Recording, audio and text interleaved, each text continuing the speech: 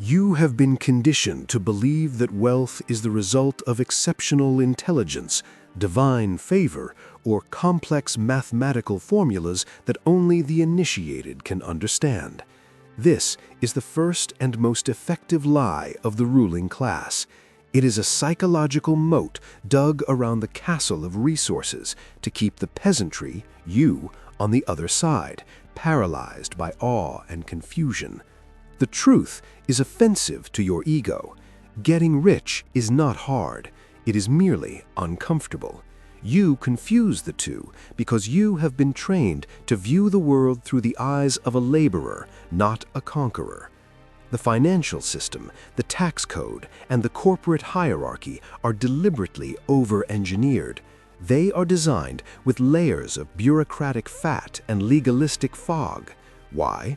To convince you that you need permission, certification, and expertise to enter the arena. You look at the tangled web of modern economics and you see a puzzle that must be solved. The Machiavellian sees a Gordian knot that must be cut. While you waste years obtaining degrees, certifications, and skills to navigate the maze, the elite simply walk over the walls. They do not understand the intricate mechanics of the machine better than you do. They own the machine. They do not study the law. They hire the lawyers who wrote it. You cling to the idea that wealth is complex because that belief serves as a sedative. It protects your fragile identity. If becoming wealthy requires genius-level intellect or a complex strategy, then your poverty is not your fault. It is simply a lack of capability or luck. You can sleep at night telling yourself you just didn't have the formula. But if I tell you the truth, that wealth is simply the ruthless application of leverage and the suspension of empathy, then your poverty is no longer a misfortune. It is a choice. It is a testament to your cowardice. You are poor not because you don't understand the market, but because you are too afraid to do what the market demands. Analyze the complex businesses you admire. Strip away the marketing, the branding, and the CEO's charismatic speeches. What remains? A simple mechanism of extraction. They take a resource from where it is undervalued, move it to where it is desperate, and keep the difference. That is all. Amazon is a logistics company. Apple is a marketing firm that outsources hardware. The complexity is a facade. It is the plumage of the peacock, designed to mesmerize the observer while the predator moves in for the kill. You are drowning in information, believing that the next podcast, the next book, or the next strategy will give you the missing piece. There is no missing piece. You have all the pieces. You lack the will to assemble them because the assembly requires you to stop thinking like a worker bee and start thinking like the hive keeper. The worker prides himself on how hard he works, on how complex his tasks are. He wears his exhaustion like a badge of honor. "Look how difficult my job is," he says, begging for validation. The sovereign man seeks the path of least resistance to the pile of gold. He does not care if the method is easy or boring or simple. He only cares about the capture. By believing in complexity, you voluntarily handcuff yourself. You wait for a clear path that never appears. You study maps of territory that doesn't exist. You must burn the map. The acquisition of power is not a chess game against a grand master. It is a knife fight in the dark. The one who wins is not the one who knows the most moves. It is the one who is willing to stab first. Stop looking for the secret code. There is no code. There is only the gate, and it is unlocked. You are simply too timid to push it open. You have been raised on the poisonous milk of the work-reward fallacy. You believe that money is a certificate of performance, a token given to those who contribute the most value to society. You believe that if you bake the best bread, the market will reward you. This is the logic of a servant. It is the morality of the slave quarters. In the real world, the world governed by Machiavellian physics, money does not flow to those who create value. It flows to those who control its movement. Do not confuse the architect with the bricklayer. The bricklayer creates the wall. The architect captures the value of the building. The mechanism of acquisition is not creation. It is interception. Consider the flow of capital like a river. The laborer stands in the river trying to catch water with his bare hands. He works tirelessly, his muscles aching, catching only drops. This is you. You trade your finite time for finite currency. The math is linear, and linear math is the arithmetic of poverty. The wealthy man does not stand in the river. He builds a dam. He constructs a mill. He digs an irrigation channel. He does not work for the water. He forces the water to work for him. He establishes a choke point where the resource must flow, and he levies a tax on its passage. To get rich, you must stop asking, how can I provide more value, and start asking, where can I insert myself to become necessary? This requires a fundamental shift in how you view leverage. Leverage is the only mechanism that matters. Labor is additive. 1 + 1 = 2. Leverage is exponential. 1 × 10 = 10. There are only 4 forms of leverage. You likely possess none of them. Capital, money that works while you sleep. Labor, other people working while you sleep. Code, software that replicates without cost. Media, content that scales infinitely. If your income is tied to your physical presence, you are not acquiring wealth. You are merely sustaining your biological functions. You are a battery powering someone else's machine. The mechanics of acquisition are simple. Decouple your input from your output. Look at the titans of industry. They are not the best engineers. They are not the best writers. They are not the best logistical coordinators. They are the ones who secured the contract, who own the patent, or who control the platform. They positioned themselves at the point of friction. You think complexity is required because you are trying to outskill the market. You are trying to be the smartest person in the room. This is a fool's errand. The goal is not to be the smartest. The goal is to be the one holding the keys to the gate. When you understand this, the guilt evaporates. You realize that hard work is often a coping mechanism for a lack of strategic thought. You work hard because you are afraid to think ruthlessly. You busy yourself with emails and hustle because the silence of strategy terrifies you. Stop trying to dig the hole faster. Step out of the hole. Look for the shovel. Better yet, look for the man who owns the land and figure out how to take it from him. The acquisition of wealth is not about doing more. It is about placing yourself where the money has no choice but to hit you. You are failing because you are a herbivore operating in a slaughterhouse. You enter the marketplace with the expectation of fairness, believing that if you follow the rules, you will be safe. This naivety is why you are food. Machiavelli identified only 2 avatars of power, the lion and the fox.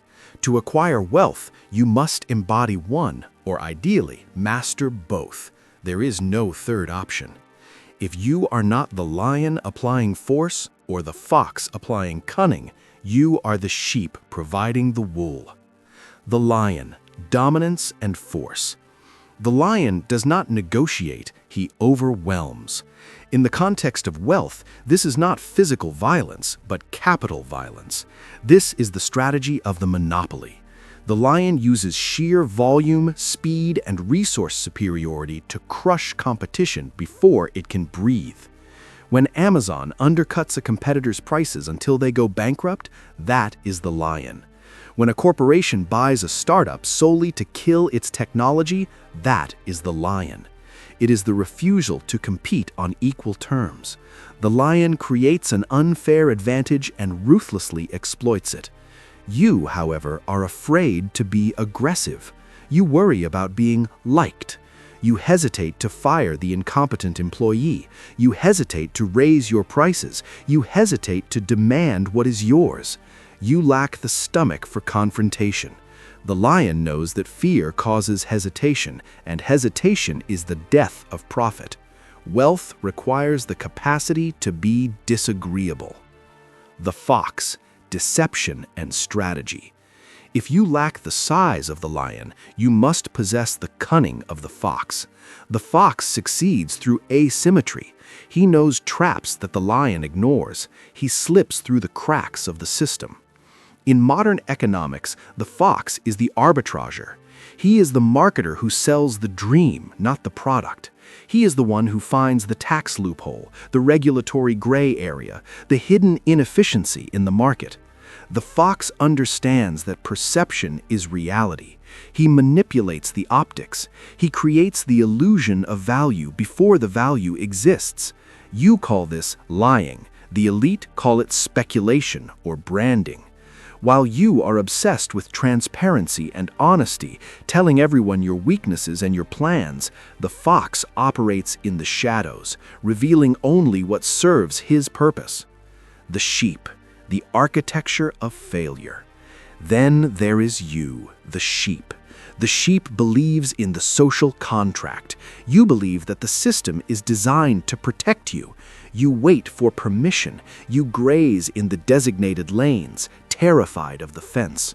You are poor because you are predictable. You telegraph your moves. You buy when you are told to buy, and you sell when you are told to panic. You are the perfect consumer, the perfect employee, the perfect victim. The market is an ecosystem of transfer. Wealth is not created, it is transferred from the unaware to the aware, from the passive to the active, from the sheep to the predators. To become rich, you must look in the mirror and kill the sheep. You must decide, will you use force, capital, leverage, aggression to take your space? Or will you use cunning, strategy, psychology, narrative to maneuver around the obstacles? The transition is painful because it requires you to abandon the moral high ground. The sheep consoles himself with his virtue. At least I am an honest man, he bleats as he is led to the shearing shed. The lion and the fox do not care for your virtue. They care for the outcome. Choose your archetype or remain the meal. You remain poor because you are paying a tax that the IRS does not collect, but which drains your accounts more effectively than any government ever could. This is the tax of conscience. Empathy is your most expensive liability. In the realm of interpersonal relationships, it is a virtue. In the realm of resource acquisition, it is a structural weakness. Every moment you spend considering the feelings of the opposition, every hesitation you feel before claiming what is yours, is a direct transfer of wealth from your pocket to theirs. You must understand the economics of mercy. Mercy is not free. When you undercharge a client because you know they are struggling, you are subsidizing their incompetence with your own future. When you refuse to fire an employee who is dragging down the team because he has a family, you are setting your own family on fire to keep him warm. History does not remember the merciful, it remembers the victorious. Look at the foundations of the modern world.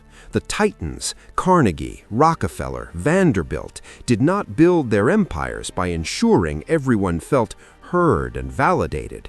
They built them by crushing competition, monopolizing resources, and engaging in price wars that starved their rivals. They understood that the market is a zero-sum game during the accumulation phase. For the lion to eat, the gazelle must die. There is no compromise that saves both. You have been conditioned to view business as a cooperative effort. This is a lie told to the worker class to ensure they remain docile. Business is war without bullets. The objective is territory, market share, mind share, Wallet share. When you bring mercy into a war zone, you do not bring peace, you bring your own destruction. The psychology of the nice guy is a psychology of poverty. You believe that if you are generous now, the universe will owe you a favor later. This is magical thinking. The universe keeps no ledger of your kindness. In fact, in the Machiavellian world, your kindness is viewed as a signal of weakness. It marks you as a target. When you show mercy in a negotiation, you signal that you do not value your own leverage. You signal that social approval is more important to you than the objective outcome. The predator across the table smells this pheromone of insecurity. He will not thank you for your concession. He will take it, and then he will ask for more. You must harden your heart. This does not mean you must be cruel for the sake of cruelty. That is the behavior of a sadist, not a strategist. It means you must be indifferent. You must sever the emotional cord that ties your self-worth to the approval of others. The win-win scenario is a luxury for those who have already secured their fortress. Until you are sovereign, you are in the win-lose phase. Every dollar in someone else's pocket is a dollar that is not in yours. Every opportunity seized by a competitor is an opportunity lost to you. Stop apologizing for your ambition. Stop softening your blows. If you have the leverage to take the deal, take the deal. If you have the power to crush a rival, crush them completely so they cannot recover to seek revenge. Mercy is a luxury good. You can afford to be merciful only after you have become the king. While you are still climbing the mountain, mercy is simply the weight that pulls you off the cliff. You are a hoarder. You hoard useless relationships, you hoard trivial obligations, and you hoard inefficient habits. You wear your busyness like a badge of honor, unaware that your chaotic schedule is evidence of your lack of command. Complexity is the refuge of the incompetent. The sovereign man operates with terrifying simplicity. To acquire wealth, you must undergo a process of strategic amputation. This is not tidying up, this is surgery. You must cut away everything that does not directly contribute to the accumulation of power. The Pareto Purge. You are likely familiar with the Pareto principle. 20% of inputs produce 80% of outputs. You nod your head at this, yet you live as if all tasks are created equal. They are not.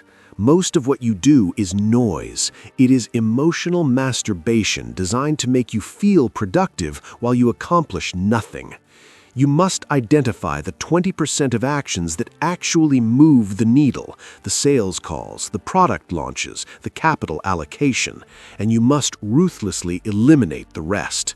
You are not a secretary. You are a conqueror. If a task can be delegated, ignored, or automated, and you are still doing it, you are stealing from yourself. You are depreciating your own asset value. Social amputation. This is the hardest cut for the weak-willed. Most of the people in your life are anchors. They are comfortable with your mediocrity because it validates their own. They want you to stay in the bucket with them. When you start to rise, they will try to pull you back down with concern and advice. You're working too hard. You've changed. Money isn't everything. These are the whispers of the enemy. You must audit your circle with the cold detachment of an accountant. Does this person propel me forward, or do they drain my energy? If they are a drain, they must be cut. You do not owe them an explanation. Sovereignty means never having to justify your absence. Ethical simplification. You are burdened by a complex web of shoulds and should-nots that society has programmed into you. You worry about fairness, you worry about decorum, you worry about etiquette. Wealth favors the direct. While you are drafting a polite email to ask for a meeting, the lion has already kicked down the door and taken the contract. Simplify your code of conduct. Does this advance my position? If the answer is yes, do it. If the answer is no, discard it. This binary logic removes the paralysis of choice. It frees you from the exhausting mental gymnastics of trying to be a good person while trying to be a rich man. The monomaniacal focus.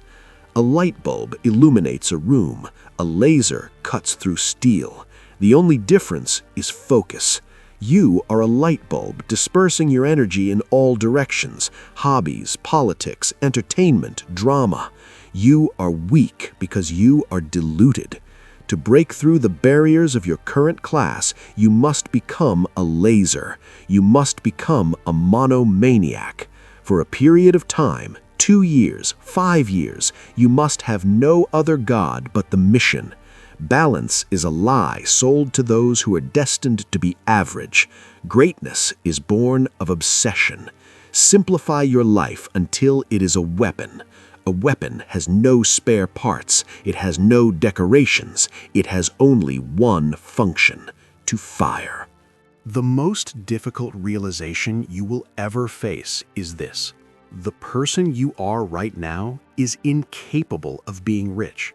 You are not looking for a new strategy. You are looking for a new soul. Your current identity, the bundle of habits, beliefs, fears, and moral codes that you call myself, is structurally designed for poverty. It was constructed by your parents, your teachers, and your society to make you a compliant worker, a safe neighbor, and a reliable consumer. To acquire wealth, you do not need to improve yourself. You need to kill yourself. The autopsy of the laborer. Look closely at the you that exists today. This avatar craves safety. It interprets risk as a threat to survival rather than a prerequisite for growth. It seeks validation from authority figures. It feels a perverse pride in struggle and effort. It believes that if it follows the rules, it will be taken care of. This identity is a parasite. It is feeding on your potential. As long as this version of you is at the controls, you will sabotage every opportunity that comes your way.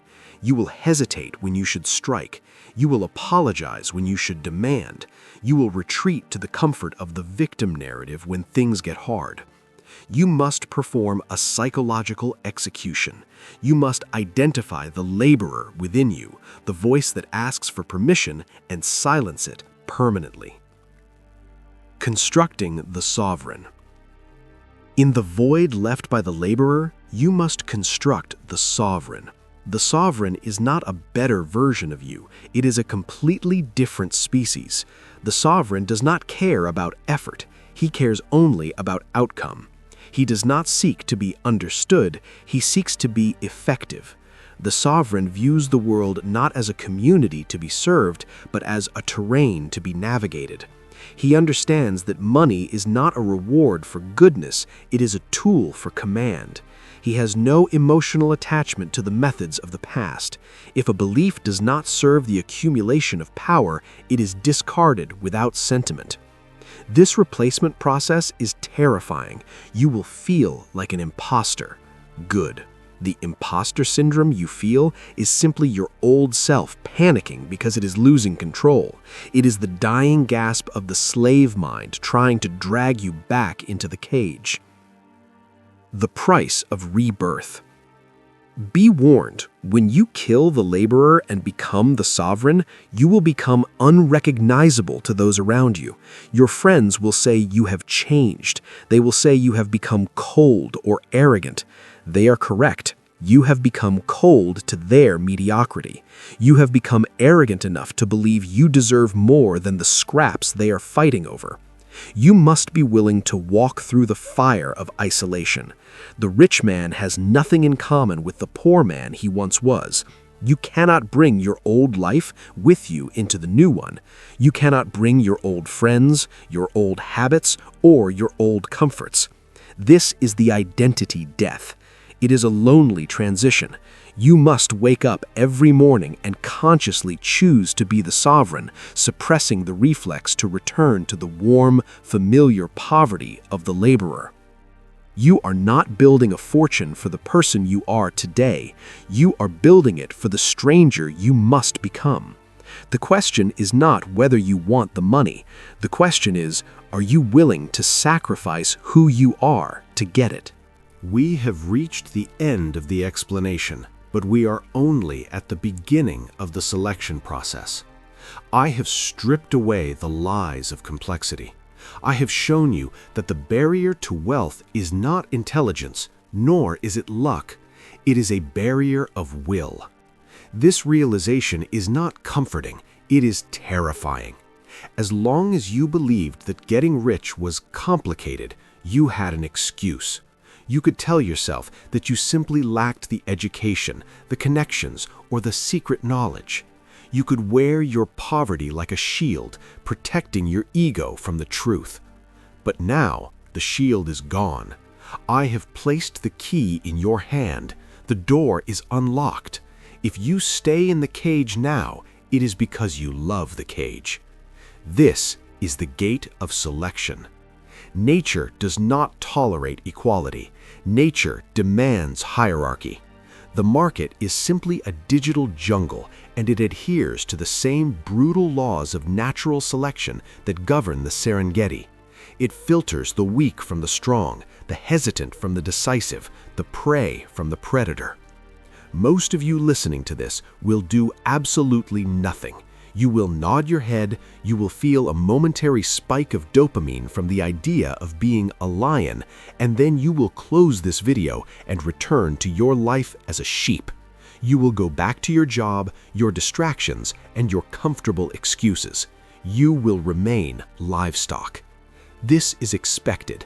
The hierarchy requires a base. The pyramid requires stones at the bottom to support the peak. If everyone were a king, there would be no kingdom. But for a very small percentage of you, perhaps 1 in 10,000, this is not just a video. This is a declaration of war. You now understand that simplicity is the ultimate weapon. You understand that empathy is a tax. You understand that your current identity must die. You are standing at the edge of the abyss, looking down at the comfortable life you are about to burn.